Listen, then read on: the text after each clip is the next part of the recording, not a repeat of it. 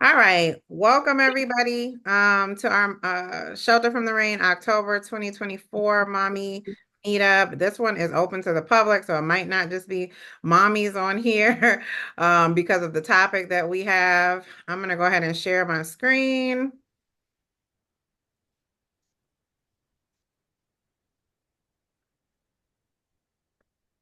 All right.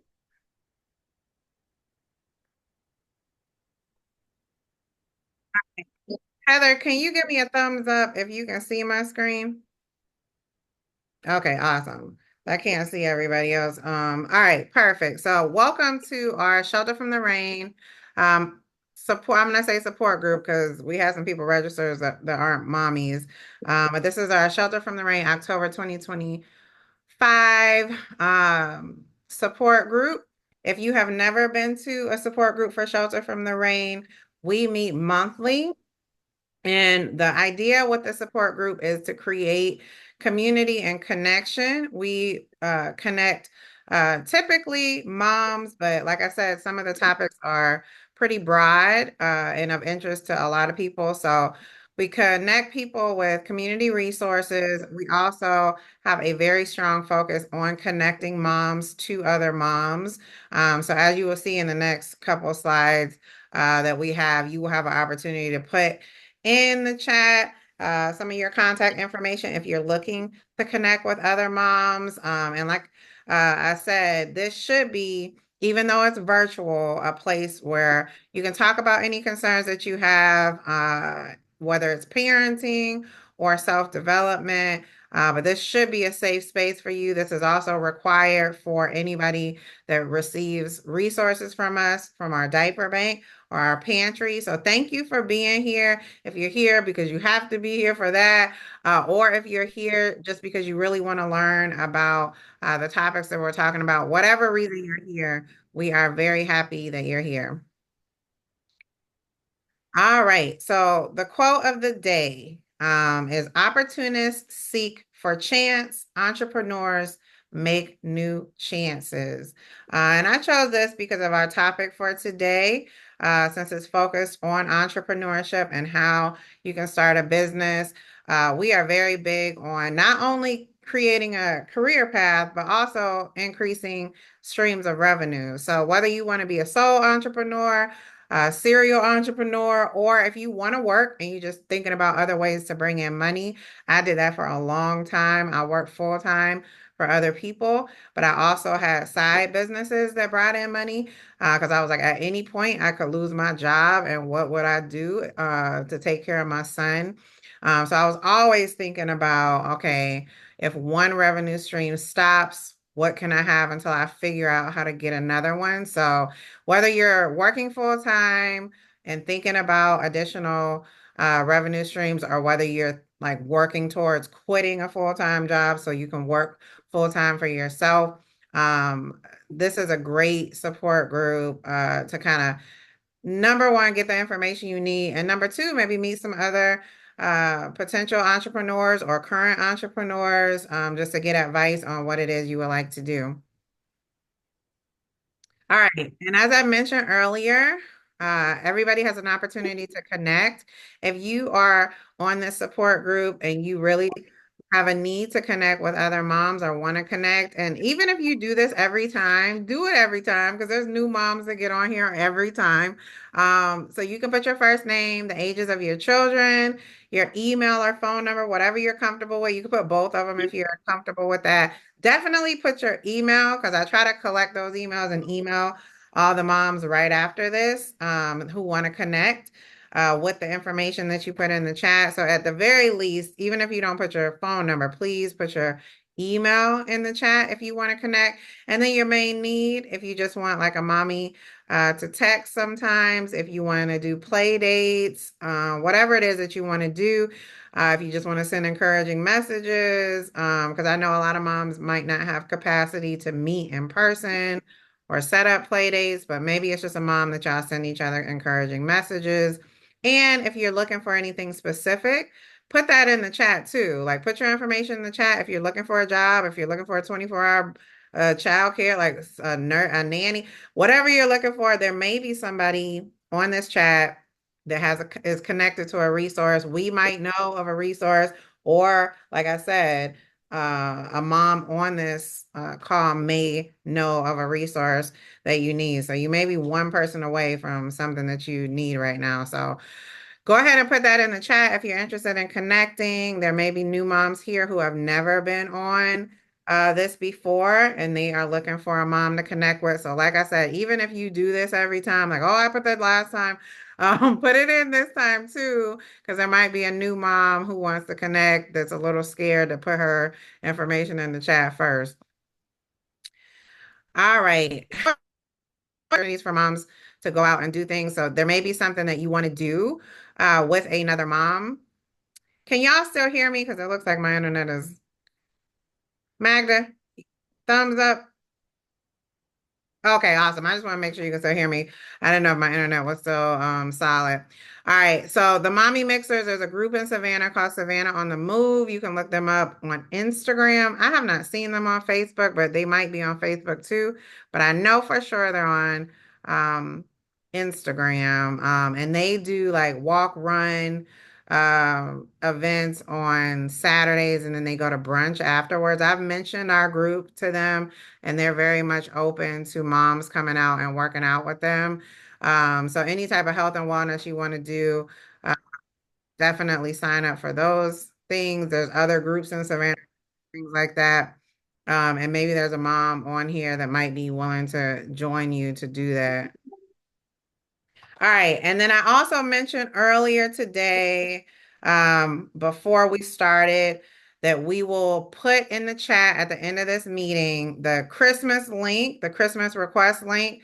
So we do a Christmas giveaway with LifeBridge Church every year, but you have to attend support groups, or you have to, let me make sure I get everybody in here. You have to attend the support group, or you have to be in the mentorship program. So if you don't actively attend support groups, then you wouldn't qualify for this. We usually pick most active moms and then we work our way down. But if you're on this call, obviously you are qualified to apply at the very least.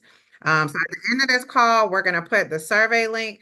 Do the survey for this support group first, and then do the Christmas form, because the Christmas form asks a lot more questions. It's going to take you a little bit longer. We ask what things you want, and then we ask what things that your children may want.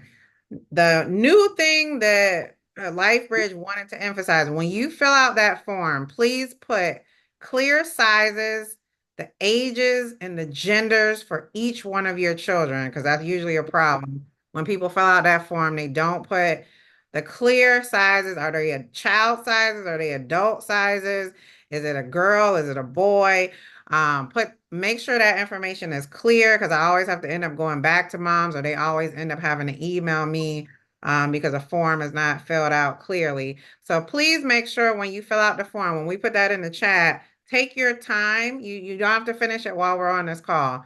Take your time, put in clear information for the sizes, genders, and ages of your children. So we don't have to go back and forth when they put this stuff out to their congregations. And I'm going to turn all of these in next week. So try to fill that out today. And then I will let you know if they have any additional questions, but hopefully they don't. Because they just take all these forms, they break them up, they put it on a Christmas tree, people adopt y'all, like, and they do a beautiful job. Like, I've never seen a partner organization go above and beyond the way that LifeBridge does in terms of Christmas gifts. So we definitely want this to be something that you're involved in. But please take your time when you fill out that form and put the clear, that I've never had to specifically say that, but they asked me to specifically say that. Clear sizes, ages, and genders. Does anybody have any questions about Christmas before I move on? Because this is usually what moms are texting me and emailing me about.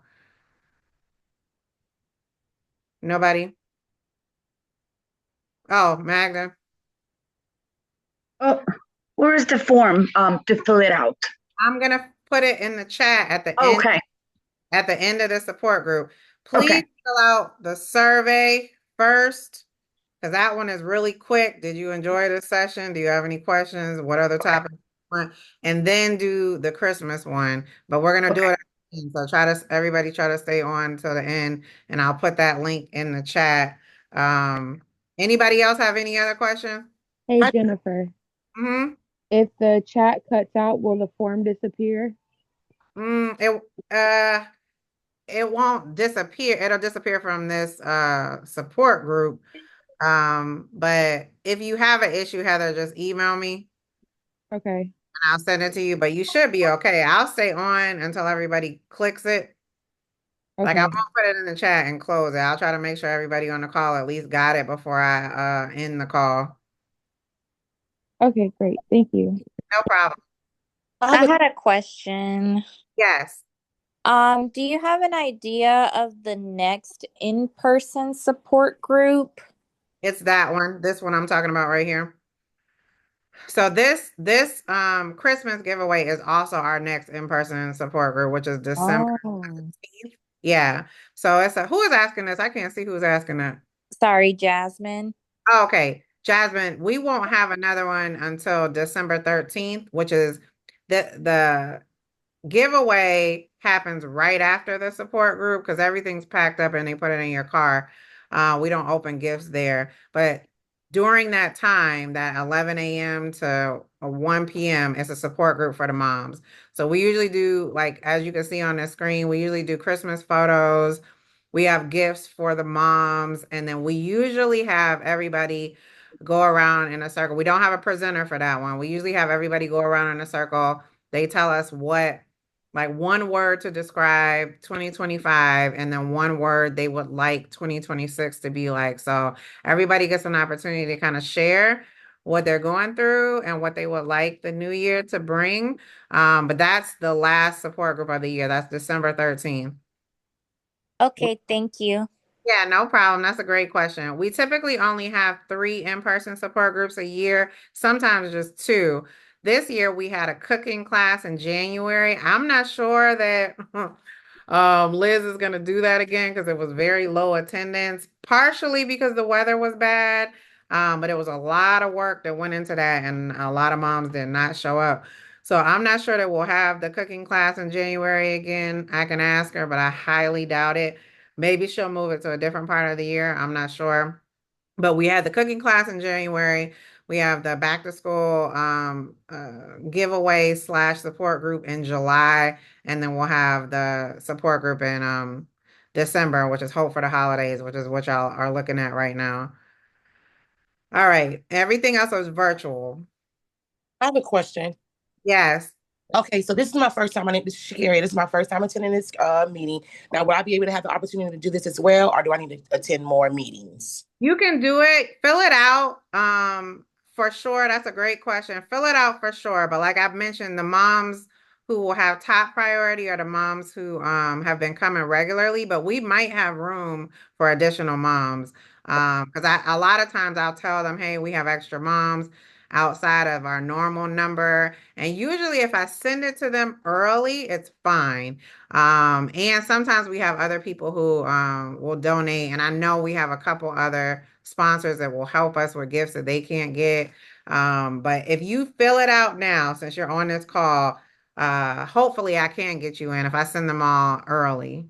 So Okay, that's a great question too. Thank you. thank you. So I will put this list, like I said in the chat, we need all of this back by October 31st. And again, please be very clear with the ages and genders of your children.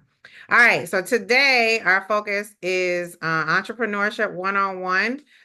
We've done entrepreneurship before, but it was very differently structured the last time we did it. So I'm really excited this time. We have Katrina Gray with the Venture Mentor, and she's going to talk about what you need. I think it goes in and out. Did I freeze? Can you hear me? We can hear you now. You froze for a minute. Okay, good. I just got to make it through this part. My internet is really strong and then it's really not. Okay, so just I'll try to stop if I see it freeze. But anyway, I'm almost to the end of our announcements. But this is a really great time to get the information you need and ask questions you have if you are interested in being an entrepreneur or if you know someone who's interested in being an entrepreneur. Left. This is also good if you have children who are interested in starting businesses too. Jordan, mom's in a meeting. Hush. And then if you, hold on, I'm gonna mute whoever. If you're not muted, please mute. If you don't have a question. Um, but anyway, like I mentioned before, even if you're not interested in entrepreneurship, get this information because you may have children who are interested. My son has organically learned ways to make money on his own, and I've helped him develop a website. He plays the viola. So he gets hired all the time to play the viola at different events. So even if it's not you, there may be things that your children love to do or like to do, and that could be something that they do to make money. Like there's all different ways where this information can benefit you today. All right, and then next month, our last virtual support group for the year, we will be meeting with Sister Pat from St. Mary's Community Center, and they're going to be talking about the services there. There's a lot of different services that they offer in terms of career development, benefits assistance, new mom groups. There's a lot of different things that they do that they're going to talk about next month on November 22nd. That's again at 11 a.m. That's the last virtual support group of the year. And then, like I mentioned before, the in-person support group in December is for Christmas. So if you are not getting Christmas gifts, like we wouldn't be able to invite anybody else to that one. But this one, the November 22nd, is open to anybody. All right. So wrapping up, this is our topic, Entrepreneurship 101. When we do group time, we would love to hear what new things that you learned today, anything new about entrepreneurship, anything that you didn't know before. We're going to do the survey. Like I said, first, fill out the survey. Was this helpful? And you can be honest, like if you're not interested in entrepreneurship at all, put that in the survey. Because I would like how many people are interested, how many people are not. Was this just, it was informative, but I have no interest in entrepreneurship. We don't want you to just be like, oh, everything was great. If you have honest feedback, like we want to know, because we look at those surveys and we're like, okay, 2026, what do we want to talk about? What do we want to focus on? If the majority of our moms have no interest in entrepreneurship, we might not do that next year. Now, we probably will still have something that focuses on increasing streams of revenue, because that's always important for single parents, and even honestly for married couples, because you never know, especially with this day and time, when a stream of income is going to stop.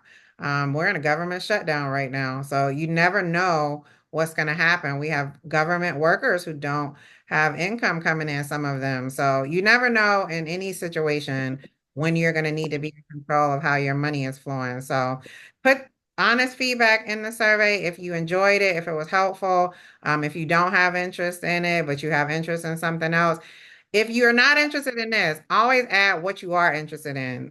So I like to tell us, not only what they don't like, but also if what do you like? If it's going to be different, what would you like to see that's different? So please fill that out. And then also, like I said, we will do the Christmas form after we do the survey. And then our next meetings, it has November 8th on there. I apologize because we had to move it from the 8th to the 22nd.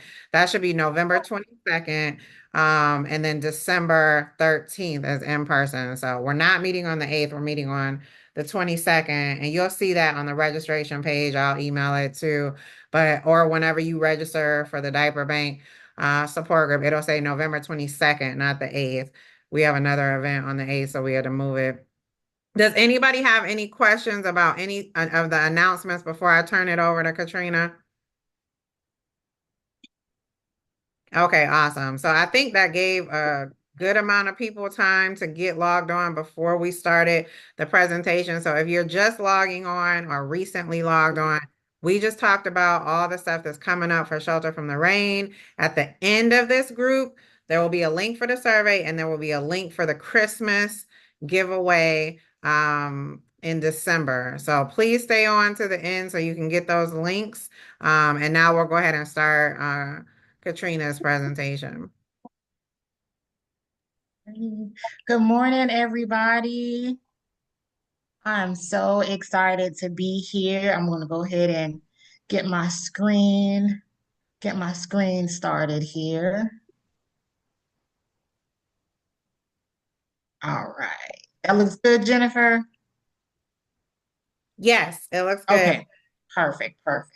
All right. So my name is Katrina Gray, and I am the founder of Venture Mentor, and I guide new entrepreneurs in building structured, credible businesses that attract funding and real opportunities.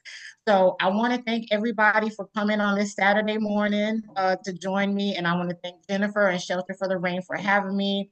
I'm so excited about it because I love business, all things business. I always have, and I think I always will. So this is my wheelhouse of things that I absolutely love to do. So I'm going to go ahead and start with the kickoff question for everybody. If you could start a business tomorrow with no limits, what would it be? And you can either speak about it or you can put it in the chat. I would start a business in home health care. Home health care. I Okay. have that's at a standstill, so I'm glad I'm here. Okay. Okay. Good. And that's a great industry. I'm graphic design. I went to school for graphic design and advertising, but the first 11 years of my corporate career, I worked for in-home healthcare. So the nice part about those companies, oh, I'm sorry, did I freeze again? You did, but I can still hear you. Okay, good. But I was gonna Yeah. say the part about those companies is they're sustainable. People always need that service. So that's great. Awesome. And I see a couple of things in the chat. A food truck. We love food trucks Oh here in Savannah.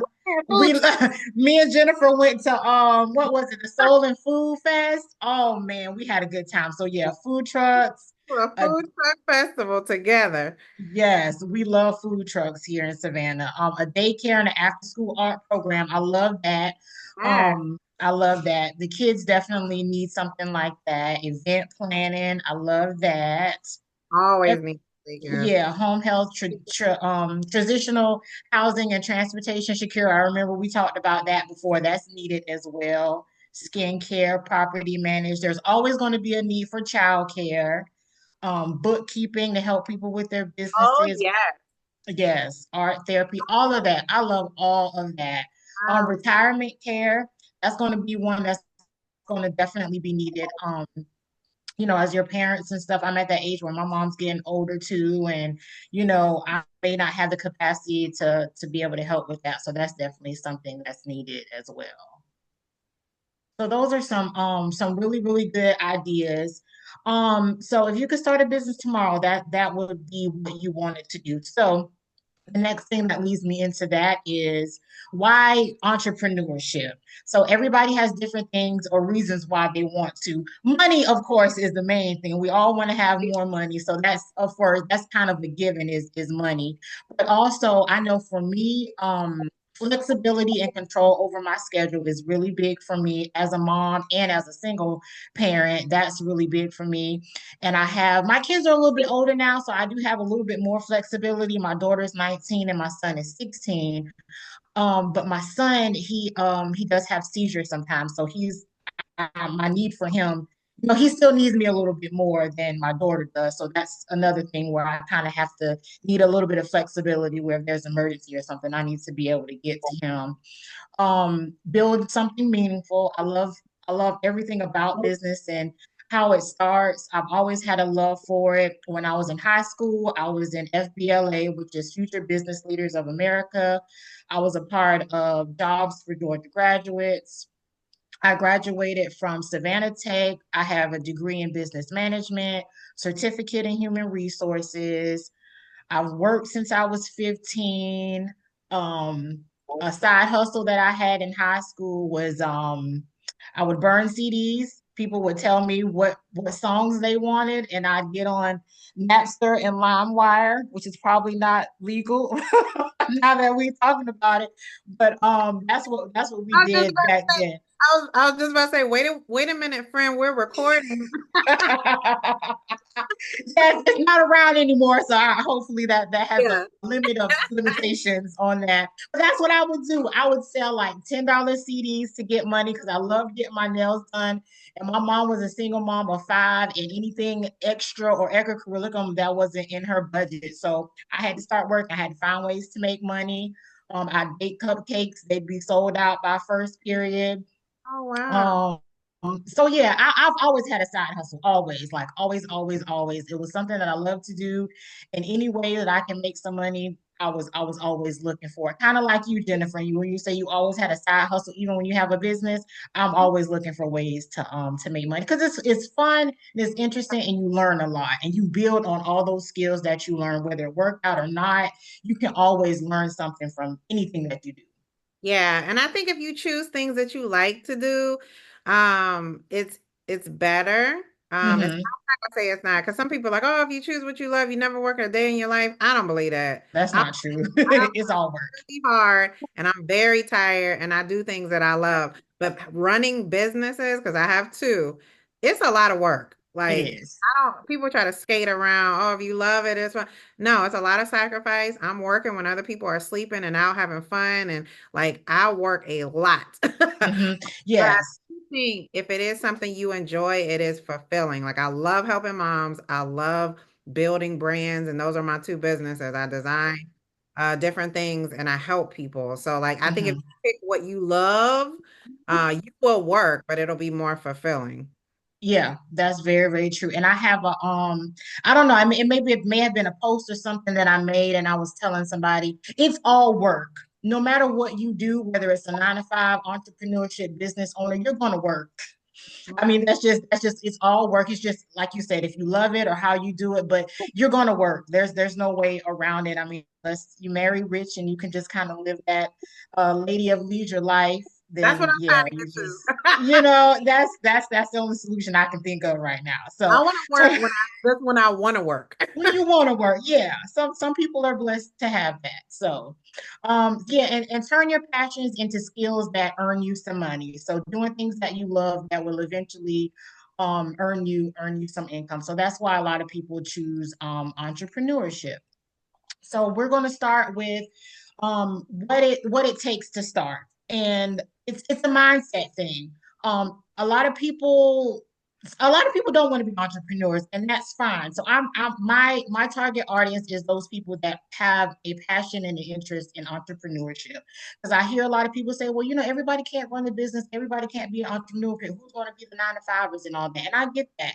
So though I'm not trying to convince you to be an entrepreneur, I'm talking to those people who already are or already want to be and know that that's where their goal is. So that's my target audience is people who have a desire to be entrepreneurs or business owners.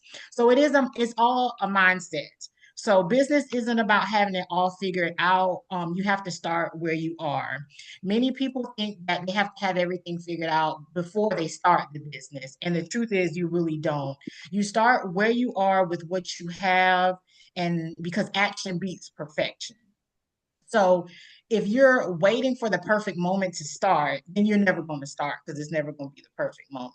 And even now with what I do, I can't tell you how many times I've changed my offerings or adjusted something along the way because I found I did it and then I was like, okay, well, I don't like that, so I need to tweak it, or it's not attracting the people that I wanted to attract. So maybe I need to tweak this a little bit. So when you're in business, you're always going to have that ongoing things to change. So don't try to make it perfect in the beginning because later on, as you move on, you're going to find out that you may not like it or they may not like it. And you have to tweak it. So don't try to have it perfect all in the beginning. The next is focus on the problem that you solve. Who do you help and what problem do you solve? You have to find someone's pain point that you can be a solution to. So that's usually how businesses start. So just think of maybe think let's start with Amazon because that's just who I can think of right now, especially during the pandemic. A lot of us were inside, weren't able to get inside. So what do we have to do? We reached out, ordered for Amazon to have things delivered to us. So we had an issue. they had a solution. So now all of our money goes to Amazon. And it is easy fix, and they have been thriving ever since. And actually was boosted. So find someone that you can help, find out a problem that you can solve. People pay for convenience. So when you think about it, things in the corner store is more expensive than it is in the grocery store. Why? Because it's convenient. It's easy for you to get to. So you're going to pay more for it at the gas station than you would in the grocery store. And that's how they make their money. So the next thing is keep it simple. Start with one offering before you get into the logos and websites. Just find out, just be clear on the one thing that you want to do, because it'll start getting, it's real easy to go down the rabbit hole, and it's real easy to get fixated on what I want your color scheme to be, how I want my website to be, and all of that will eventually come together. You'll eventually align it up later, but just start with something simple.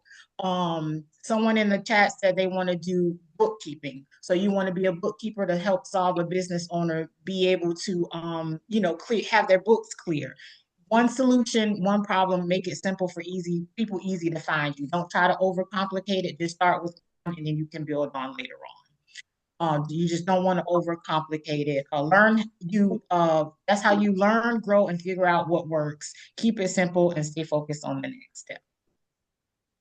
So for the next one, I have a few things. Once you get your idea and your offering, what you want to find your target audience. After you have the idea, validate it with the audience. Ask questions, get feedback from people. Say, hey, if I offer this, would you be interested in, or do you know people that would be interested in? You can use tools like Google Forms, SurveyMonkey, type form to run surveys and hand it out.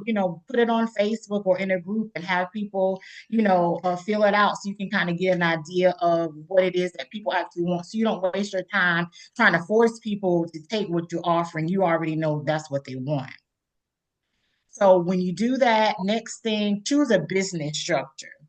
So this one, I'm going to try to make sure I explain it well so I don't get anything confused. So there's two business structures that I normally talk about, and that's the LLC and the sole proprietor. So a sole proprietor is the simplest form, it's cheap and quick, but you and the business are legally tied the same.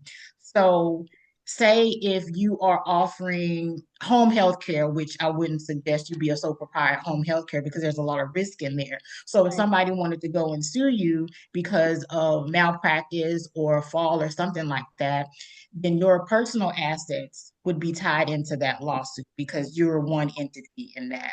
So be very, very careful with the sole proprietor. Sole proprietor is something that's very, very low risk. Like, I don't know, what would you say was a low risk, Jennifer? Maybe like a consultation person, Yeah, consultant, something that's I feel like my other business is very low risk. The Freshworks Media. I'm just doing graphic yeah. design. Yeah. Yeah, just something very simple where it wouldn't be tied into a whole lot of legal issues. So the LLC is the one that costs a little bit more. In Georgia, the filing fee for an LLC is $100, and that separates your personal assets and gives you more protection. So your personal assets and your business assets would be separate, and it needs to be separate as far as the finances as well. But it keeps you legit. And also, when you file your LLC, a lot of people don't remember that you have to renew that every year. If you don't renew it every year, it's no longer active. And if you wait too long, there's fees added on each year that you don't renew. And you also risk the issue of coming up that somebody else might take that name. Because when you file with the state of Georgia, that's your name. No one else can take that name. So be careful with that as well.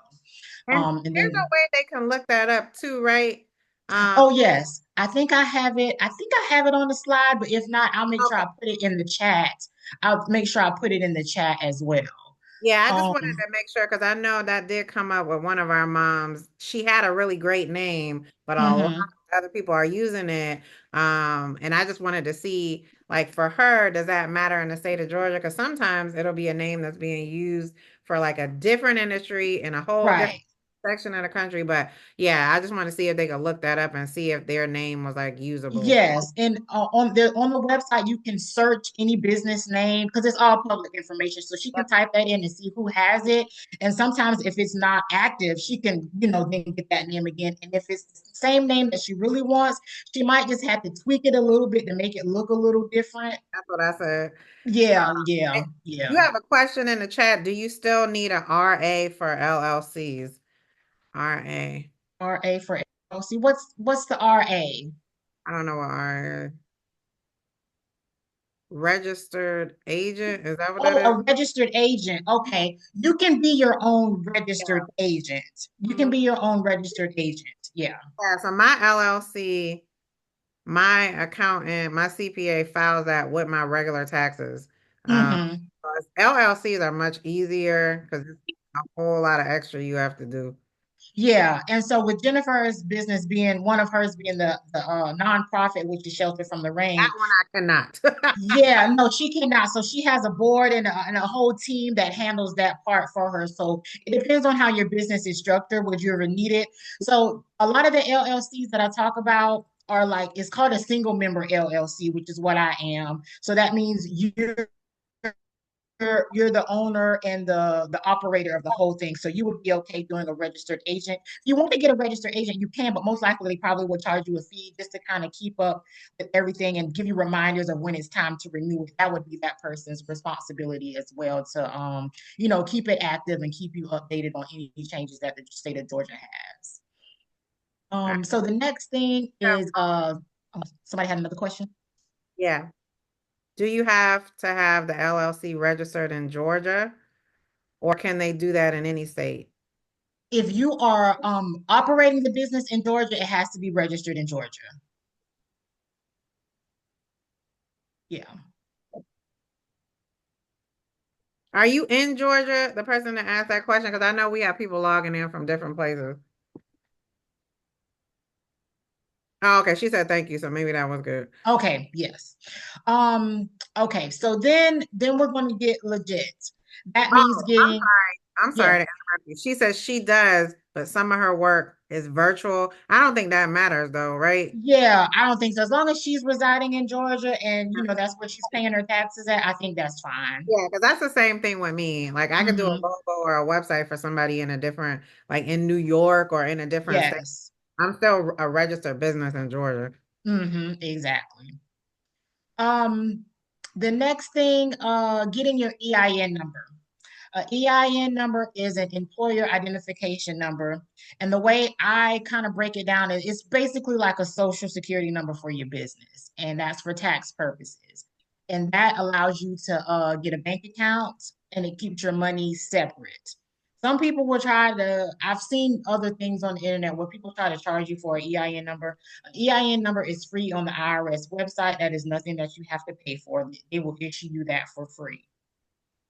So, but in order to get the EIN number, you do have to have your LLC registered first. And once that's processed, then you can go on to the IRS website and then apply for your EIN number.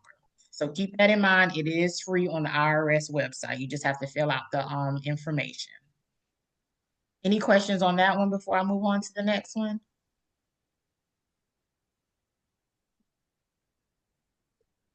Good. Okay. All right. So the next one, focus on visibility. You have to get yourself out there. Vendor events, community events, networking, online platforms that we use every day, like Facebook, TikTok, Instagram. The more you put yourself out there, the more people you know, and the more opportunities that will open up.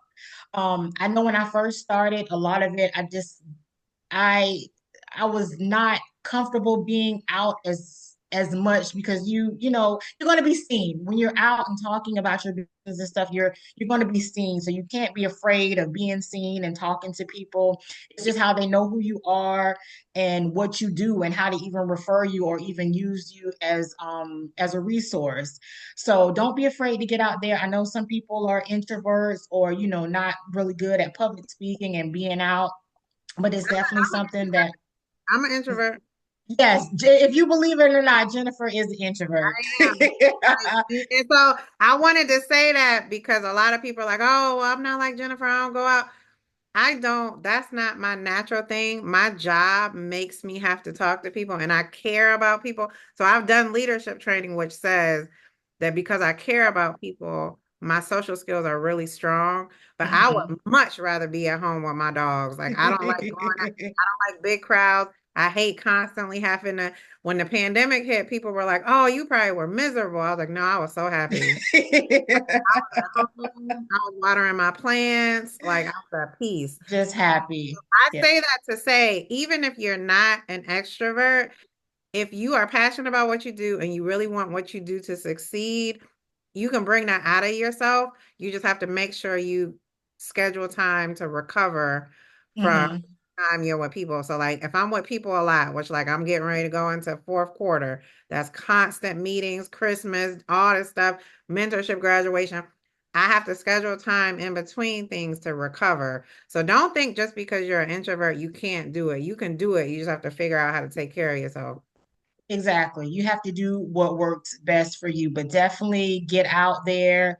Might just have to fake it. Might just have to fake it just a little bit until you can get. But then once you do it, I think 'cause I would consider myself an extrovert. I really am. I love being out talking to people, and I just get excited about it. But there are times when it can get a little too much even for me. So definitely just take care of yourself. Do what you have to do. Again, it doesn't have to be all in one. Take those little baby steps, but go to a networking event, just kind of see who's there, rub shoulders, shake hands, talk to people, see what they're about. You'll find out who you're going to vibe with, who you're not going to vibe with, who you probably need to be in community with, and who you don't need to be in community with. Because that's a big part. It's a big part of it too, is who you don't really need to be that close to. So keep that in mind. Very Um, important. very important, especially, Savannah's like a little big town. It's small, but it's big, but it's small. A lot of people know each other. And once you get out there, you'll know what I'm talking about. But just don't be afraid to be seen is kind of my point on focus on the visibility. Don't be afraid to talk about what it is that you want to talk about. There's a lot of people out there that are probably doing what you want to do or can do, and they're probably not doing it as good as you can. So keep that in mind. There's a lot of people with probably not even as skilled as you are, but they have connections and they know who to and how to be able to get out there, that they're doing what you're doing, but probably not even doing it as good as you know you can. So just keep that in mind. There's always somebody out there that's not doing it half as good as you know you can.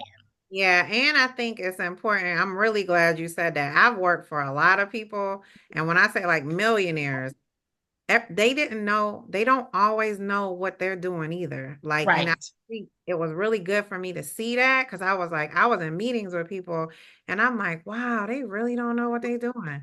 But they make a lot of money. They make A a lot. lot. Don't don't just like give yourself a chance because some of these people you see out here making all this money, they don't really know Mhm. what they They do. don't. They So give don't. yourself a They chance. just they just have the audacity. They have the audacity. They believe in themselves enough. They're delusional enough to know that they can do it, and they did it. Yep. So that's the only thing that's separating you from somebody else is the fact that they believe that they can do it, and Believe so they in did it. yourself. Yes, you don't have to have everything figured out to try to do it. I did not No. know how to do all the stuff that I'm doing now when I started. Hmm. Some stuff I just learned along the way. So, Exactly. And Jennifer, this is your 15th year with Shelter yeah, from the 15 Rain. years. I Yeah, started and when I what we're doing right now, this virtual, didn't exist when Shelter from the Rain first started. yeah. And so that thank you for mentioning that. I was 25 when I started Shelter from the Rain. So as you can imagine, I really didn't know all the stuff that I was gonna have to do. And if I would have known it was gonna be this much work, I probably wouldn't have done it. So it's a good thing that you don't know everything. But It all is. we had to pivot, just like Katrina said. We didn't have virtual classes, but when the pandemic hit, we were like, okay, how are we gonna get to these moms now? And it Hmm. was like, okay, virtual meetings, but now it's like some of our moms prefer to be at home instead of coming out. So yeah, you have to figure out on the way. Because even if you think you got it figured out, you'll get a monkey wrench called a pandemic or something wild that you got to figure out on the way too. So don't think because you don't know everything that you can't start a business, because there are a lot Exactly. of people making a That lot is where of I'm money. getting at. Right. All right. So the next thing, I kind of want to talk a little bit about how I started with the Venture Mentor.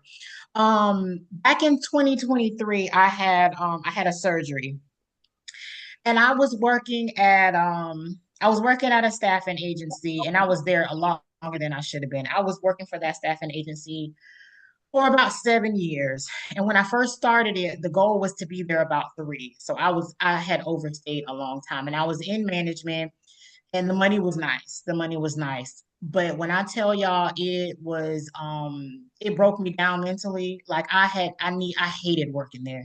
I don't even like using that word hate, but I hated working there. And it was tearing me. Those last 2 years were really a lot for me. And it stressed me out really, really bad. And even though I did not, it I got pushed out of there. I really, really did. I should have left on my own, but when you don't do what you're supposed, what you're in alignment to do, the Right. universe, God, and everybody will make a way for you to get pushed Yep. on to something else. Yep. So 2023, lost my job after having surgery. And that setback became what I needed. And that was really one of the lowest points I can remember. There's like 3 times in my life where I remember where I was in a deep depression, and this was one of them. I'm talking, there's usually things a hump that I can get over and I'll be okay. But this one took me a really, really long time to climb out of. My best friend, me and her actually kind of lost our jobs about the same time. So me and her was just, we probably weren't the healthiest for each other, because depression, just, it wasn't no out of it. Me and her talking and just throwing a pity party for ourselves, basically. And she was like, at one time I was doing life coaching, and she was like, have you thought about doing life coaching again? I was like, no, I don't really want to do that. I tried it. And as much as I love it, it just wasn't bringing in the results that I needed. She was like, well, you love business. Why don't you do something with mentoring or showing people how to start their own businesses? You love that. Why won't you do that? And that's how the Venture Mentor started. Over the years, I've launched several things. I've done MLMs like Avon, Mary Kay, this one called Tastefully Simple. I've done paparazzi. I've started my own little jewelry business and handbags, t-shirts, all of that. Some were good, some didn't work. But they all taught me a lot of lessons really well, and that's what I can bring to. And I brought all of that to the Venture Mentor. Yep. It just I think I it's good don't to talk about the businesses that didn't work. yeah, Because I've had some businesses. I was making jewelry that didn't work. yeah. I think sometimes people get so caught up in like, oh, these are the successful things, and you will always Hmm. success. No, it's other things we tried that didn't work. It didn't. And it was things that I actually really liked and I was excited about, but I kind of didn't do what I'm telling y'all to do, was try to get feedback from people to see if that's what they really want. Like, I love earrings. I love earrings. That's my favorite thing. And I love little costume jewelry and everything, but that's not a big thing that people want. They can kind of get that anywhere. And so even though it was something I was excited about, it just wasn't something that was going to bring in a whole lot of income or interest from people. So that one didn't go. I had these t-shirts that I wanted to do a while ago, years ago, and I thought it was just the cutest thing, and spent money buying shirts, and nobody bought them because it was like, it's just a t-shirt. It was good and it was cute, but again, that's not what anybody wanted. And it wasn't anything custom, like there's people now who do t-shirts that have the graphics and everything. I wasn't that talented to do all that. So mine were just kind of got lost in the sauce because I didn't have the equipment to do all the fancy stuff. So it just didn't work out. And I've lost a lot of money. I lost a lot of money trying to make things work. And you're gonna have some losses along the way. That's just inevitable. So don't think, starting a business is all gonna be rainbows and sprinkles. There's gonna be a little bit of loss on some things too. But I But maybe will say this: when you do have a loss, just kind of calculate the end. I call it um what is it that I call it? a kind of like a calculated risk, Yeah. right? You kind of know you're going to have a loss and just kind of be okay with knowing that you're probably going to lose some money, but don't be to where it's going to like put you in some kind of debt or in fear of losing something valuable to you. Don't go that far with it, but there's definitely going to be a little bit of loss involved some kind of way. Cost of doing business. It's called the cost of doing business. Yeah, and make sure you have people around you who understand the numbers, because I think Mm-hmm. it's important too. And so you know when you get to a point where like, okay, this is not working. But you have a legitimate reason, like somebody is looking at the numbers, you're taking more loss than you should be taking. Make sure you have people who are experts in areas that you are not to help you. Mm-hmm. Please do, please do. Don't try to do it all alone. And when you're wanting to start your business, there's going to be people that are not on board with what you want to do. Don't take it personal.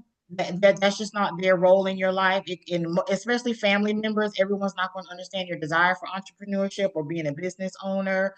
And you might not that might not be a conversation you can have with them. You can let them know what you're doing, but be careful about trying to get them on board with what it is that you're trying to do, because you might be end up disappointed. So just kind of keep yourself in that realm of like-minded people and people who understand and are in support of what you're doing. Because it's very easy to talk to people, family members and stuff, and I don't think they mean to, but eventually they'll kind of talk you out of it, because it's in a way sometimes they think they're trying to protect you of, of disappointment and loss. And, we're so scared of taking chances. So just be careful with that. Don't let anybody kind of deter you from what you know in your mind, in your heart, that it is that you want to do.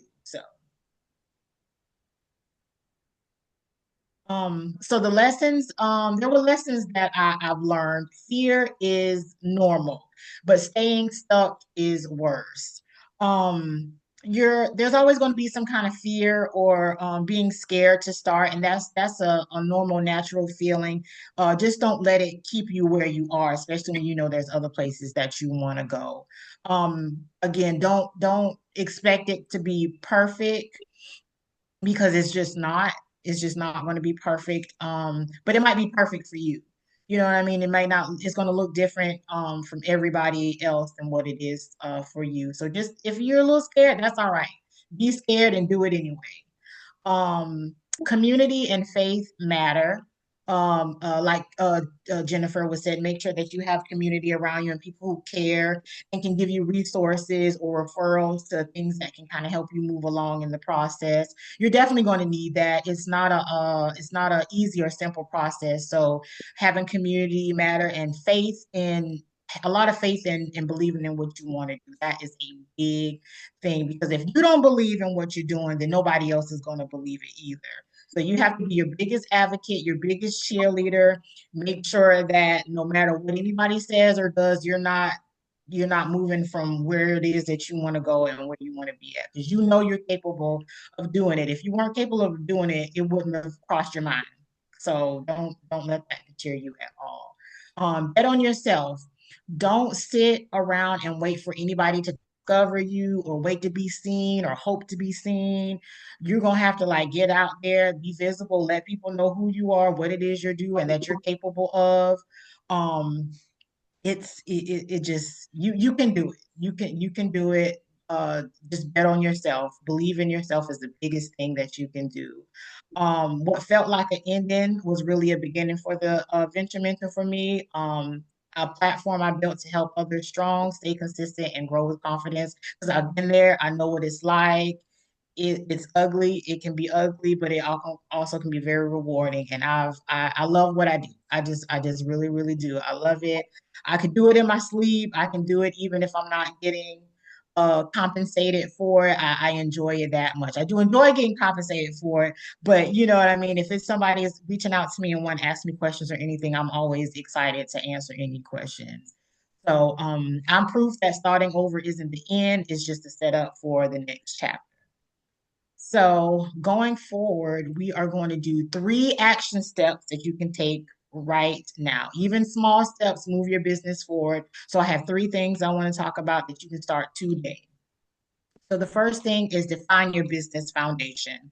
Write down your business name, your mission, and your target audience. That's it. Three things, one line, keep it short, keep it simple. We have a chat GPT that can assist you with that. Type in a right prompt. Hey, this is my vision for it. Help me get a business name, mission, and a target audience. And it'll write it up for you. You can switch it up. You can find out if that works for you and chat it up. So that's what chat GPT is for. AI, I have a love-hate relationship with AI because the other day I saw a video of Tupac and Mr. Rogers rolling a blunt together, and it just messed me all up in my Oh, head. And I damn. just was like, is that what we're doing with AI right now? Is that how does that assist me in my life? How does that make me make money? AI. So it just, use AI, don't let AI use you. How about that? Let's go with that. So don't be on there. It was just the craziest thing, y'all. I had to say it. It was just wild. I was like, what is this? And it looked real. If you would have saw it, you would have thought Tupac was actually on Mr. Rogers' show. That's how scary it was. So use ChatGPT to kind of help you if you need some assistance with like a business name or a mission. If you just Does can't. it, does anybody here already use Chat GPT? You can put it in the chat if you can't talk. I saw that AI is crazy. Anybody use Chat? You saw that, Jasmine? Yeah, it was crazy. I do. Okay, good. Because I should have been Love using Chat a lot. GPT. Yeah, me too. It's almost Yeah. like I'm upset. Like, chat, fix this for me, please. Yes.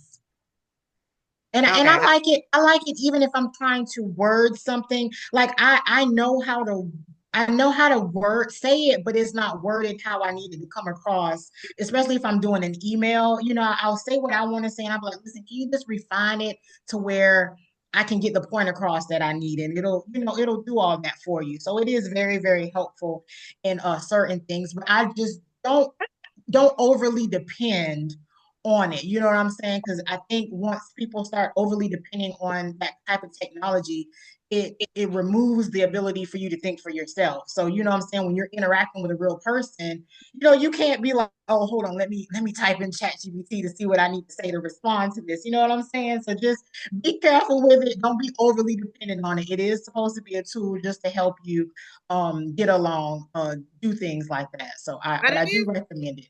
I think it is good for like if you also want ways to market, if you're like, hey, what are the best ways to market this type of Mm-hmm. business in this area? It can pull up some really good ideas or different things for your business, like just asking certain questions in Chat GPT. And sometimes you can be like, hey, create a 90-day marketing plan for this business in Savannah, Georgia from X to X. And it might be not all things you can do, but there may Mm-hmm. be like, oh, I can do that. I never even thought about that. Mm-hmm. Might be things that you can do to market your business that you didn't think about. Right, right.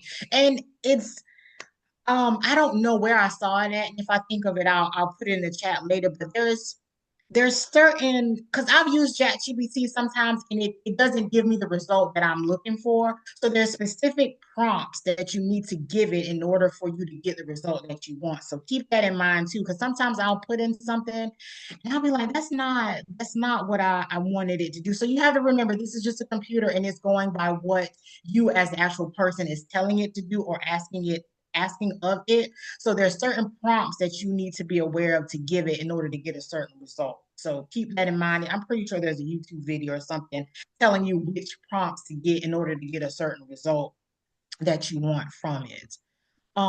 So it that defining your business foundation, keeping it simple, you need that clarity and it saves you time and ensure that you're building in the right direction. So step number two, I would suggest setting money aside for your business launch. Just a little bit.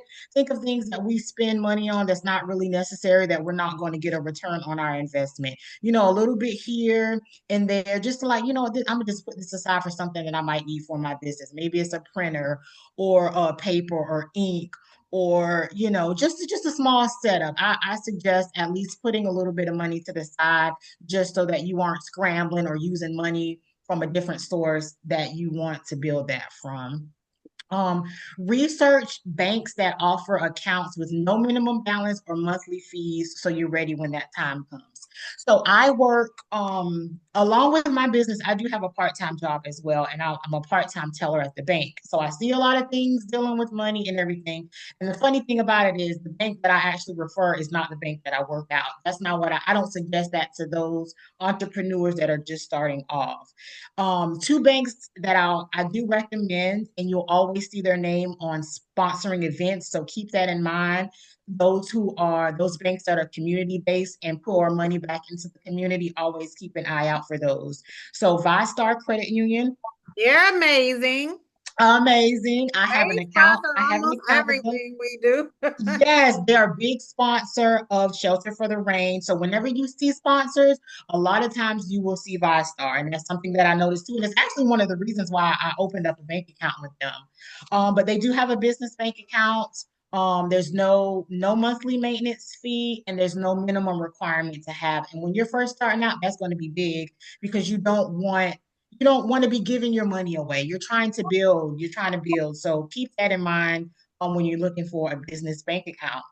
And Can you another, repeat that, please? The name of the oh, bank? ViStar Credit Union. ViStar Credit Union.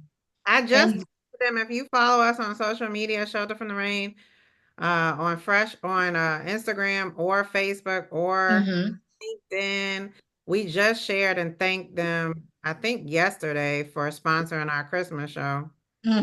yes, big sponsors in the community.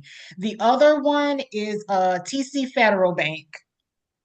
TC Federal Bank is off of Hudson Memorial, I believe. Um, they're a good bank too. They sponsor a lot of community events, and they actually have like they partner a lot with the Small Business Association as well. So that would be a good leeway into getting a little bit more information for that. But the minimum to start is $50 I think to open, but there's no minimum balance that you need to have in there in order for it to be free or to waive the monthly maintenance fee. I do have a contact there. Her name is Ashley. She's really, really sweet. Those are the two that I do recommend. And I'm trying to get a little bit more information about Carver State Bank. They do Yeah, have like a credit. I'm gonna open an account there. They just did a presentation at my church last weekend, Okay. and I should at least have one account with a black-owned bank. So Yes, and they've been in the community for a really long time. yeah. Um, so I got to get a little bit more information with that, and I do know that they have a credit builder program where it's like you'll be opening up a CD, which is a certificate of deposit, and you sit certain money in there, and it's locked up now, so you can't use it, but it gains interest while the time that it's in there, but it also builds your credit. So I think you pay into it monthly and it slowly builds your credit. If I find out, I had a paper, I know they had a special ended last month, but I'll try to find it and give that information too. I'm always like gathering as much information as I can. And if I know it, I'll tell you. That's just my job, is what I'm supposed to do. Just help people. So if I find it, I'll give it to you. But that's another bank that I'm interested in. But so ViStar Credit Union, TC Federal, and I'm going to be looking into Carver State Bank. But of course, they have a website. And if you want to look on there, you can say, I just don't have And any information on it that I can give. Michelle has asked, can anyone get an account at 5 star? At Oh, ViStar? talking about ViStar, not 5 star. I was like, what is ViStar? It's ViStar. Yeah, anybody can. ViStar. Yeah, anybody, even if you want just to get a personal account. But I will say, before you're able to open up the business bank account, you have to have the LLC registered. You have to have the EIN number, because those are two things that they're going to want. And I know with ViStar, when I opened it, there's a operating agreement that you have to have as well, because ViStar is based out of Florida. So they still go by some of the requirements that Florida has, and they require you to have an operating agreement when you open up a business bank account. That is, you don't have to pay for that, but it's just basically telling the bank how your business is structured, who's the president, and you have board members, if you're the 100% owner of it, or 50%, or 49, 40, however that is, Jennifer, it is like splitting who's, owns half and half. 49-51, I think. I never did that, though, but Yeah, yeah. percentage of it. So, yeah. So operating agreement is something that you'll have to have with Vistar, but with TC Federal, I know that's not a requirement. But if you want a business bank account, EIN and LLC for sure. So, but if you're just wanting a personal business account, you can get one there too, and then work your way up to the actual business account. Yeah, Also, I want to share something. When I was opening up my business, and I have a business partner with my home health care, we made me 51% owner because we have better chances at getting better loans when a female has more ownership than if you have a male partner. I'm glad you said that, Frida. Yes, thank you for sharing that. It was 51-49, which means you own the majority part of the business. Yes. And there's a lot of grants and loans that are geared toward women and minority-owned businesses. So thank you for sharing that. Yes, that is a big deal. Big, big deal. So yes, keep that in mind as well. We So I can started kind of we started our accounts at First Chatham Bank because there were no fees. And then that bank has now been taken over by Cadence Bank. So that's where all of my business accounts are. But that was only because we needed accounts that had absolutely no fees and somebody directed us there. yeah, yeah. It saves a Oh, lot of money. and no requirement to use money. That was the biggest issue. There was no requirement to spend money every month. Because even with Shelter from the Rain, they would force you to keep the account. You had to spend X amount of money a month. And we were like, we don't have money to spend. Yeah. So I'm a yeah, we nonprofit. I'm not going to be spending money all willy-nilly every month. right. And some nonprofits do, like if you have certain expenses every month, if you have a building, we were utilizing other people's space, so we didn't have like rent to pay every month or X amount of things to pay every month. So we were very much so focused on fundraising and saving money at the beginning. So we were ending up paying penalty fees because we weren't spending money. So that was why we switched to. So just make sure when you do open an account, which all the ones that Katrina is recommending, I'm sure they don't do that. Make sure you are aware of what requirements they have, so they're not taking your money just because you're not spending it. That was an issue that we had at the beginning and had to find a different bank. Yes. And the last one, educate yourself on business credit. It's separate from personal credit and it takes time to build. So I'm going to stay on here not too long, but I kind of want to get in a little bit of debt on the business credit. It's separate from your personal and it's tied to the business, not you. It takes time to build. So start early, pay on time, and work with vendors that report to the credit bureaus. A strong business credit profile helps your company access funding and opportunities without risking your personal credit. Many people are looking for business funding such as grants, loans, but if you're not prepared and you're not set up correctly, it's going to prolong the process. And it's already a lengthy process. Anytime you're wanting to borrow money or have someone, give you money, no one's just going to give it to you. They're going to want you to prove why you need it, what you're going to do with the resources, and your trustworthiness of why you need the money. So if you desire to have eventually funding or a loan, go ahead and set yourself early so that won't be a roadblock later. Yeah. Business credit personal credit goes by numbers and business credit is graded on like a letter. And it takes a minute. There are certain vendors that you need to build with and make sure it's reporting at certain to certain bureaus. And it's very smart to go ahead and do that, but they're going to be looking at a lot of things when you get ready to turn in your paper. Most of the small business association loans that I've looked up, and could be wrong, but the ones that I've seen, they don't just require, they're going to require your personal Yeah. tax reports and Yep. fund and your personal business, and they're going to want to know your business, statements and taxes filed and everything, and they want at least 2 or 3 years. So Mhm. if you're just starting off, like you don't have a business at all, you're not structured or anything, and you go to small business association want a loan, it's just not going to happen. And I don't want to, be a dream killer or anything like that, but you're not set up yet in order to get to that point yet.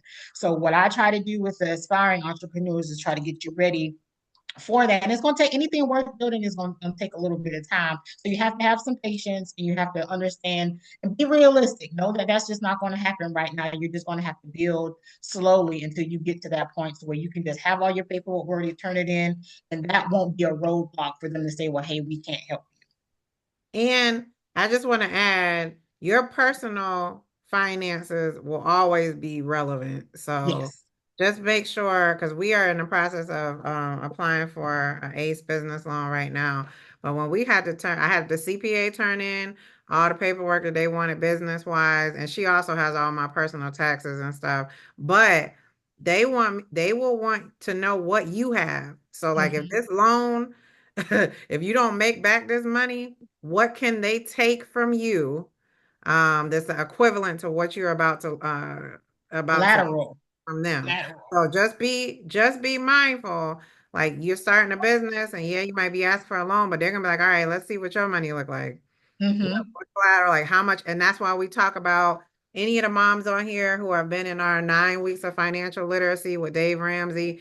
That's why we talk about health insurance, life insurance. How much is that worth? You can use that as collateral. I didn't know that a long time ago. Your life insurance can be used as collateral whenever you applying for loans or starting businesses. My family gave me a house. And my dad knew. He was like, you can use that as collateral. Like, if you can keep those things in your family, that helps you for businesses, but that can help your kids. Like Rockefeller, we just had a financial literacy or financial summit at my church last week. The Rockefeller method, these rich, generationally wealthy families, a lot of that stuff comes from life insurance, stuff they left their kids when they died. It was hundreds of thousands of dollars that went to their children. That kind of stuff builds wealth. Those type of things are things you can list when you're saying, hey, I might not have a house, but I have these other things in place. This life insurance policy is worth this amount. Now, that's not the amount that they're giving you, but talk Right. to talk to your people to see what it's worth, because you can use that as collateral when you are applying for loans. So for the moms who have not taken those classes with us, I just want to say that because when you're thinking about personal finances and having these money conversations with banks, those like know what you have, and all the things that would make sense for them, why they would give you money. Mm-hmm. Yes, yes, that is good things, because even when you're buying a house or something like that, Yep. they want to know they want to know that they're going to get this money back, They need their and money back. so they want to know how they're going, and don't mistake grants and loans. Okay, loans you have to pay back. Grants are things that doesn't have like a repayment plan, and Right. those are a lot harder to get, right, Jennifer? Yeah, they are. Like They are a lot harder if to people get. see us on some of these grants, they're like, "Oh, you have a United Way grant. We're gonna get that." I'm like, "Do you know how hard it is to Yeah. get a United Way grant? I had to fight for that. I had to like Yes. thank, and really, we had to have people who helped us because smaller businesses is harder to get the credibility that you deserve because you're Hmm. not as big as the Habitats for Humanity or the companies everybody knows. So like grants are great, but you got to know same thing. What is that grant funder looking for? Do you provide that service? How long have you been in business? What's your credibility? Like it's a lot of different things. You don't have to pay the money back, but you have to manage that money in a way that they want you to manage it. Uh, Yes. yeah. So Miss Jennifer, doing so, like leading up when you first started, like did you keep a record? Because when you filed for that business grant, was it important for you to show the work that you was already doing without the funding and without the money? So did you keep like a login or sign Oh, in yeah. people Yeah. that you were talking to anytime you went out and did work, so that you could turn that in with the grant to say, hey, I'm already doing the work, I'm already helping people, but if Right. I had some of your money, this can help me even help more people. That's a great question. Absolutely. So the type of records that, and you also have to research what type of records do they want to see. So United Way, like they want to see who's on your board. Is it all women? Is it all men? Is it black women? Is it white? Like what's the demographics on your board? How long have you been in business? What do your financials look like? So I have a CPA, Melissa, her birthday is today. We're gonna have a birthday party. I love her. Like I have said so many times God sent her to me because you have to have somebody who knows numbers and knows money and can help you report it in a way. So like when you work with people who are giving out money, you have to show them that you understand money. And I have to have people who are helping me do financial reports monthly that show profit and loss. What did we bring in? And then funders, like no grant funder wants to be the only person funding you. So that was most of my grant funders. When they said no, they were like, we don't want to give you this money because you don't have anybody else giving you money, which is the hardest thing. And I told United Way that I said, if everybody doesn't want to give me money because no other major funder is giving me money, I will never have a major funder giving me money. So what I had to do for a lot of years, we had to fundraise our backs out. Like all these fundraisers we're doing, I had to bring in $80,000 myself, like with our board, like we fundraised that amount of money for them to be like, okay, well, if you can bring in $80,000 a year, then we'll give you 15. Like, and then that's how you start. Like, so even though United Way only gives us $6,000, people see that United Way stamp and they're like, oh, United Way give you money? But it's Yeah. only $6,000 a year. We appreciate it and hopefully it'll grow. But just people seeing that United Way trust us with money, that's a lot for some other people who are like, okay, I'll give you money if United Way is giving you money because we passed like that test. So yeah, when you're looking at a grant funder, you do have to prove that you're fiscally responsible, that you are out here. And to your point with the records that you keep, it's not just financial, it's annual reports too. So if you look at our website and go under about, there's a tab that says annual reports. People ask all the time, how many families did you help last year? And it'll say the number of families we helped. We gave out 29,000 diapers last year. So every time we have a mom come in, we have to document this is how many moms came in. This is what we gave out. We raised $132,000 last year. Now that's teeny tiny, like in terms of big budgets, but we know what we brought in. People can see. So somebody who's giving you money, they're going to see, well, what can you do by yourself? Like, what am I investing in? Because you don't want to ask somebody to give you money and you haven't really, like, you can't prove that you know what to do with it or that you can make it grow or that it's a smart investment for them. Always put yourself in the place of an investor. If I came to you and said, hey, I need $30,000, you're going to be like, what are you going to do with that $30,000? And do you Right. know how to handle that $30,000? Like, you have to put yourself in the position of an investor. How do they benefit from helping you? So yeah, absolutely keep records of how many people you're helping. That was another reason I had to quit my job. I didn't have time operating Shelter from the Rain, working full time for somebody else and keep those type of records. So for 10 years, we were just helping people. We didn't keep records of how many people we were helping, which sounds crazy, but It does. I wasn't in it for that. I wasn't getting paid by Shelter from the Rain for 11 years. I didn't work for Shelter from the Rain. I was just like, hey, I want to help moms. I know they need it. I'm gonna get a lot of people together. Like we had business accounts, but we weren't making big money. But when you start applying for grants, they're like, if you have no record of what you're doing, like we're not giving you money. So yes, please keep records of what you're doing because people with big money are not gonna give you money unless you look like you know what you're doing. Right. And there's a lot of other people that are trying to get that same grant that you Yes. have to outbeat. There's writing involved. There's a lot involved. And I don't say that because I don't want to discourage anybody to make you think you can't get it. But I know a lot of what I try to do is I try to bring honesty and authenticity to for what I'm doing, like some integrity. Because I see a lot of things online TikTok videos, Facebook, social media in general. And the emphasis is they try to make it look like it's really easy. And Right. it's It not. is not. It's not. You can't just, oh, they're giving away money for businesses. They do that. No one's giving away anything. Right. Nobody, nobody's giving away anything. There's a process, there's a work. And one thing that bothers me a lot is I'll see, especially on TikTok, they'll be like, do you know you don't have to you can get a car under your business name or something like that?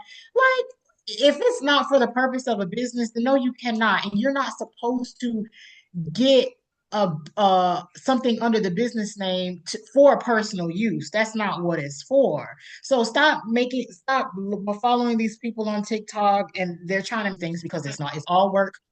It's all work. No matter what you do, if you want it to be legit, proper, and the way it's supposed to be, so later down the line you're not trying to hide away from anybody, then there's a certain things in place that you must do. And it doesn't mean that you can't do it. It just means it might take you a little bit longer than some of the scammers. That's all it means. I definitely had to bring in me a mentor and somebody to help me because during the pandemic, everybody was launching these mentor businesses and can help with the credit and Mhm. I kind of knew some stuff, but I needed some more people that had more knowledge than I did. And when they were like, and everybody was charging, you give me 1,500, I'll do this and overturn. I'm like, I've never seen my dad get money in grants, within a week. So something's Mhm. not right. There's so many scammers out there, and they make themselves sound so good. And unfortunately, I lost out on a lot of money paying people to help me before I started looking for community help, like Shelter from the Rain, because those Mhm. guys are more authentic. You're more honest. You're being more, but all that fast turnaround, I lost a lot of money trying to invest in myself to get people to Oh help me man, because I they hate make to hear that. themselves I sound hate so that good. too. And it And happens a I lot. think that's a good thing to bring up though, even though I hate that happened to you. Please don't invest money in people you don't trust or know. Like I would never bring Katrina on here if I didn't trust her. Like I'm not Right. gonna bring anybody on here that's gonna take advantage of you. And when you're getting into business or even different investments, because my son has tried to invest in stuff and got money stolen from him, you cannot trust everybody. You really cannot.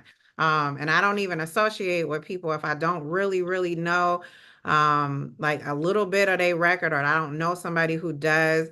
Don't give your money to people if you don't know. Like you haven't talked to somebody because you can lose a lot of money trusting people saying that they can do something for you and they don't. I'm sorry that happened to you because I understand as a business owner, like I don't have money to throw away like that.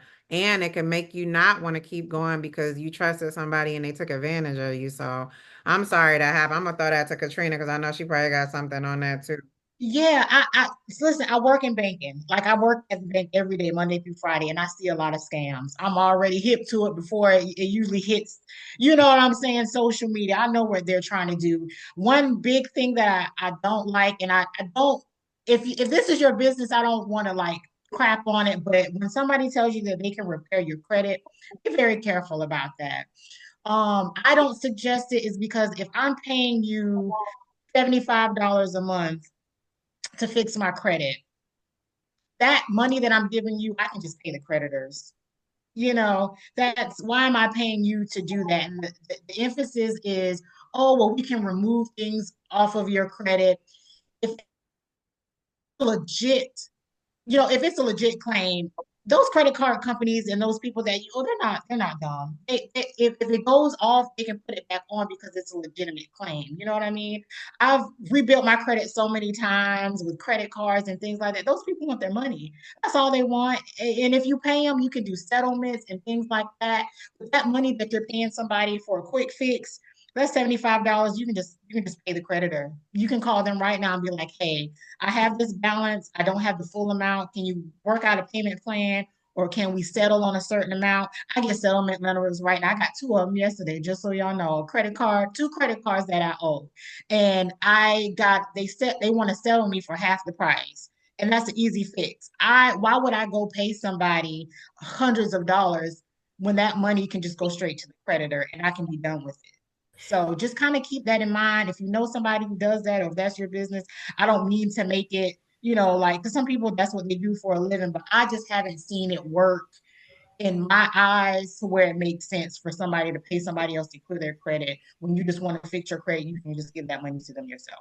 That was one that I spent, I think maybe about $4,000 on going to different people to help fix my credit before I finally realized Oh my free to God. just stop some bad habits. I just cut out some bad habits and I just started burying the old bad stuff that I was doing with the new good stuff. Yeah. And that worked for a long time.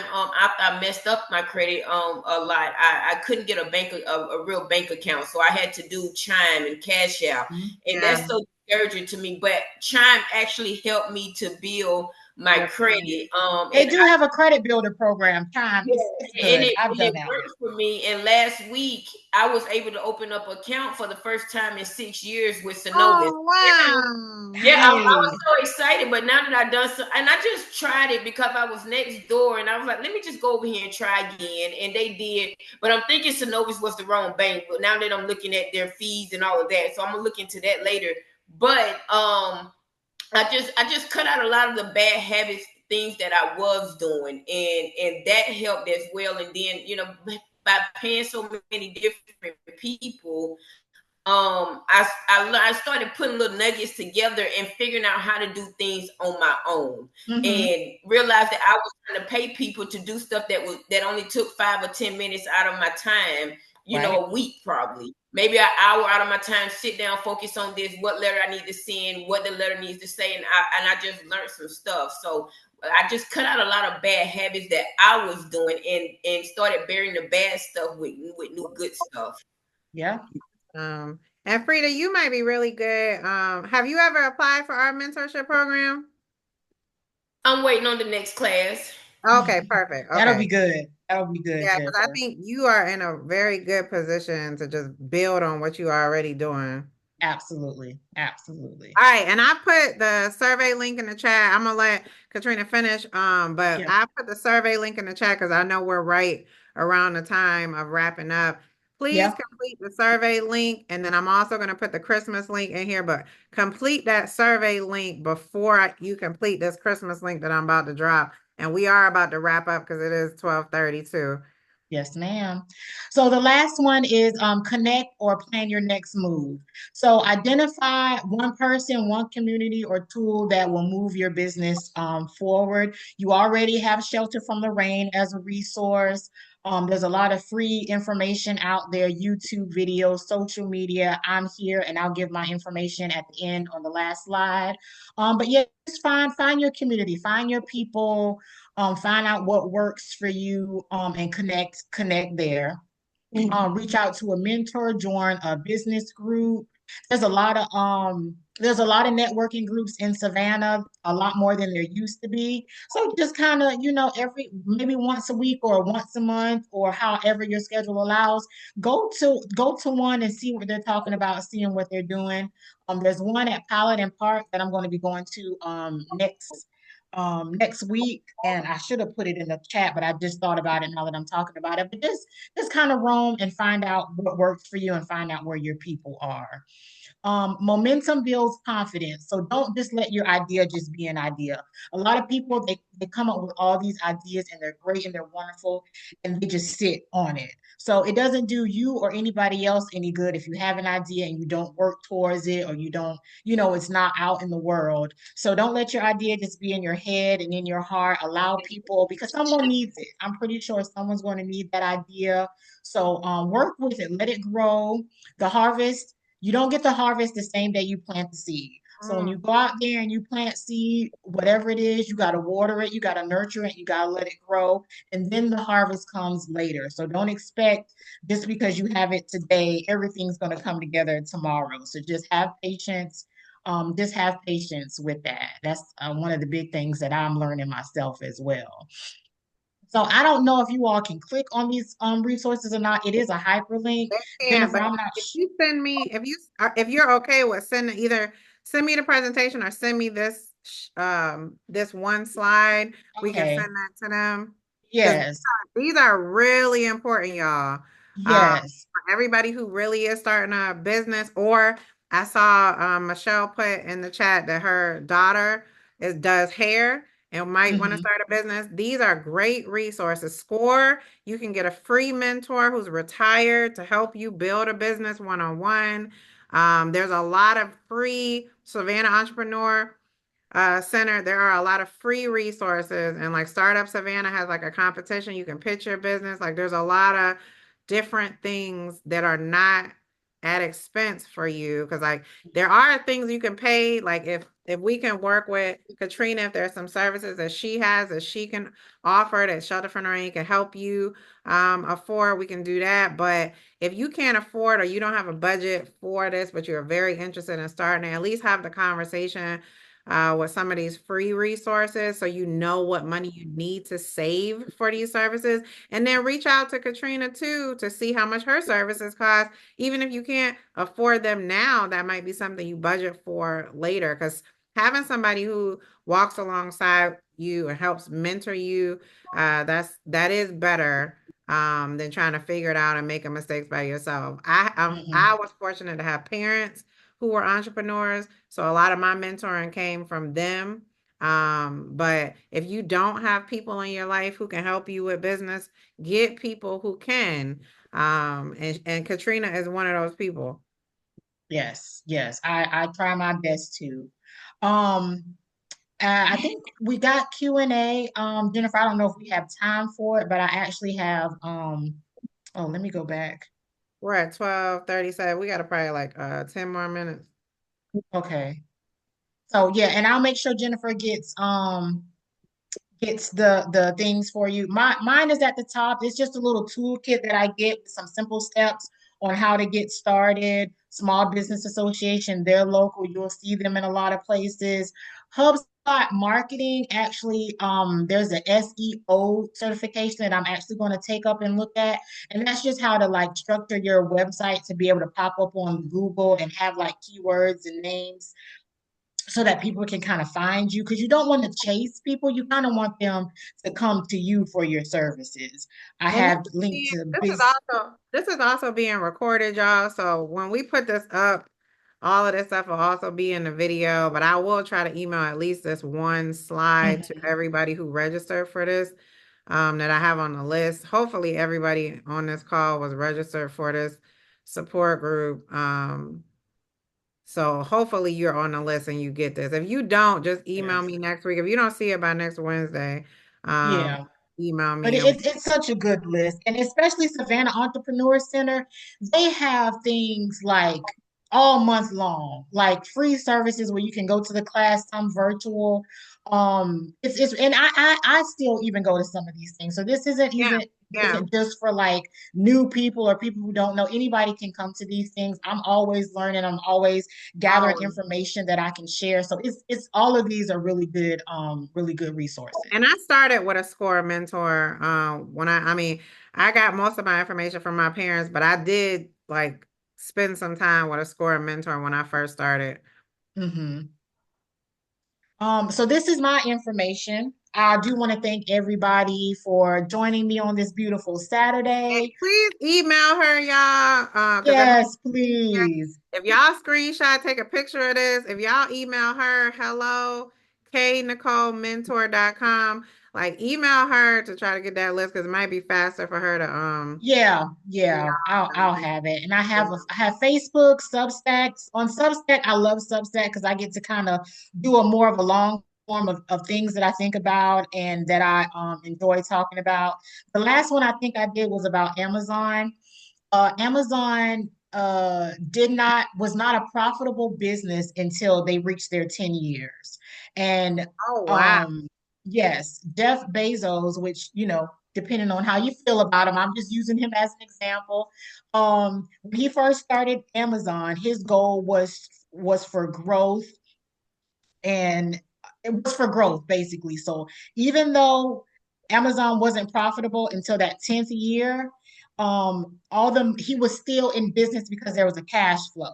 So you can still not be profitable but still be in business because you have cash flow coming in. So everything that all the money that came in, he reinvested it in the business, building warehouses, different locations, building up inventory, not spending on frivolous furniture and things like that. So all those years was building, building, building. And as you can see where he is now. So just because it might take a minute, always remember building a business is reinvesting. So if you make your first $500, don't spend that $500. Take some of it and reinvest in what you know you're going to need longer, and you'll get it in return. So I just kind of wanted to say that a little bit. You'll get your return on your investment. That's what your business is. So when you think, oh, I don't have the money to spend or I don't want to spend it, don't necessarily think of it as spending. Think of it as you're investing in your business and you're investing in yourself. Yeah, and the moms that are in our mentorship program, take this information, talk directly to your mentor, and see what ways they can help you with starting this business before graduation, because we're about a little shy of 1 month away from graduation. Get as much help as you can from your mentor that you're assigned to, and if they cannot help you, have them reach out to us to see what ways we can help them help you as an organization. Because if you're wanting to start a business and you're a part of the mentorship program, like this is your time to really take advantage. Like that's why I said all the moms in mentorship come to this support group, because there's some basics that you can get here, but take those basics and talk to your mentor. They should be helping you with a business plan, but some of it is on you. It's not on your mentor to do everything.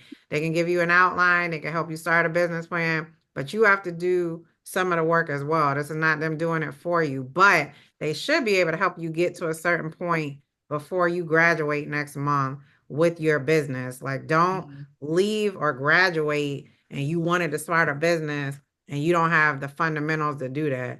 You can leave and you can graduate within a month with the fundamentals that you need to start a business, or honestly, have it started already. I tell people all the time, starting a business is easy. Yeah, Maintaining a business is hard. I it could is. probably start 6 businesses by next week. Maintaining those businesses, that's the hard part. It is. It really, really is.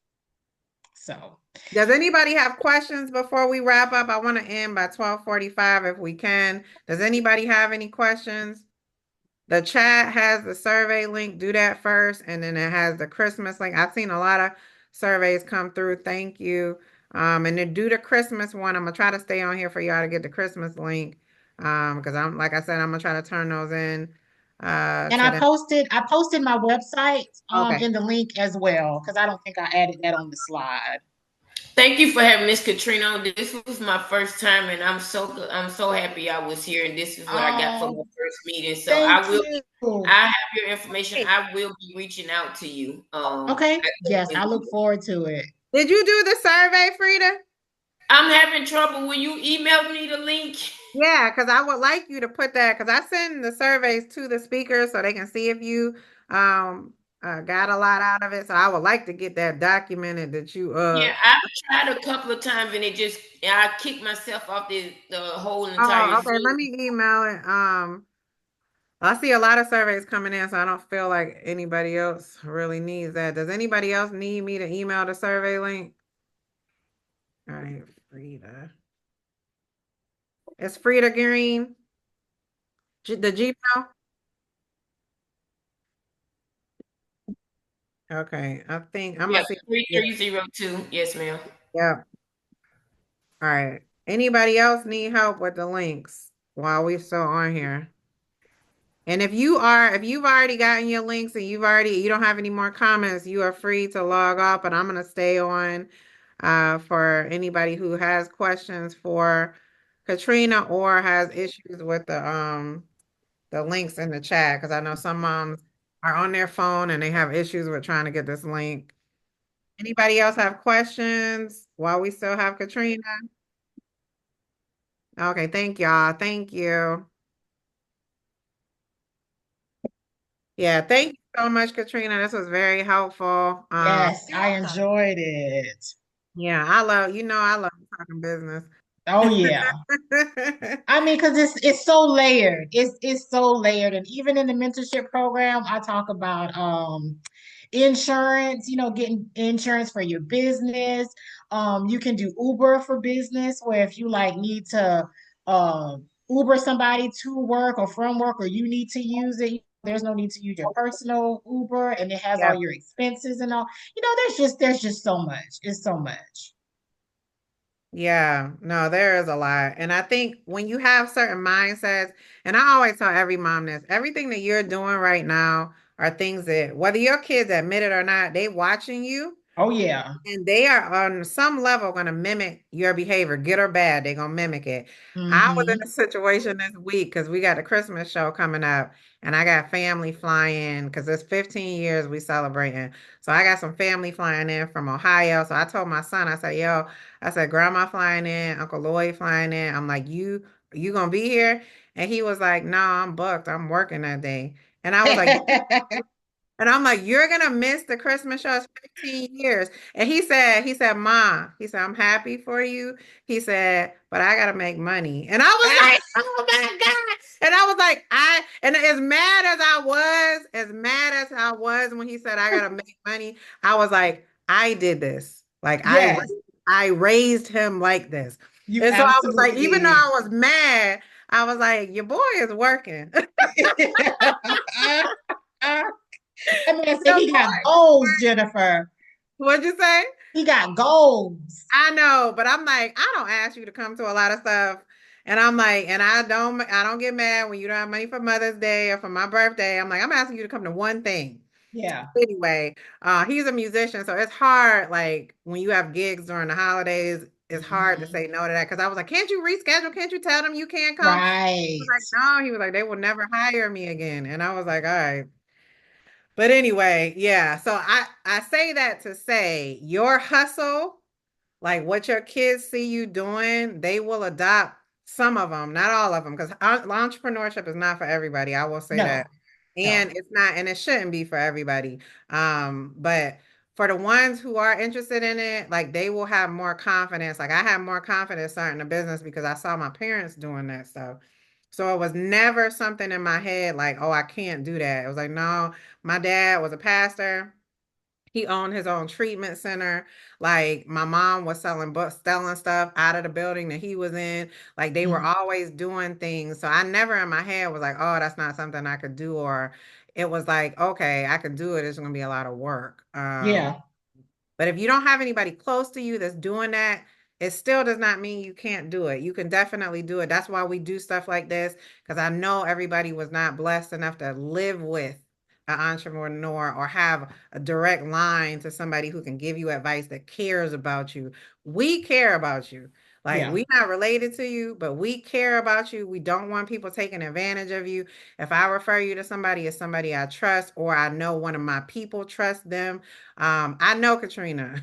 mhm. Like, if something happened with And I Katrina, and I vo- and I volunteered for Shelter from right, the you Rain. I've been a volunteer. We got recipient of years things of from Shelter from the Rain. relationship, Yeah, right. Right. We got years of relationship together. Like I know she does not have the character to take advantage of somebody. And she's been in positions like us where like, she's needed advice or she has been in a position where she's starting a business and didn't want to be taken advantage. So like again, I'm not gonna bring people here who are gonna give you a bad experience. So hopefully y'all got some information you need. Hopefully you feel supported. I did email all the moms that wanted to connect. I just sent y'all emails to each other. So hopefully y'all have emails. Kara, did she get off? She might have gotten off, but it was one email that was I can off. go ahead and stop my share screen. Everybody got Yeah, we everything can on this. stop it. Okay. But I think we have done everything. I'm going to also go ahead and stop recording. So for anybody listening to this video later, thank you for joining us. You can contact Katrina or you can email me if you need any more information. But good luck and God bless with your businesses. I'm very proud of everybody who even got on to get the information because that's the first step. Um, Yes. we we do not because we know not. But now you know, and hopefully this will be helpful for you. I'm about to stop the recording. We'll see y'all later.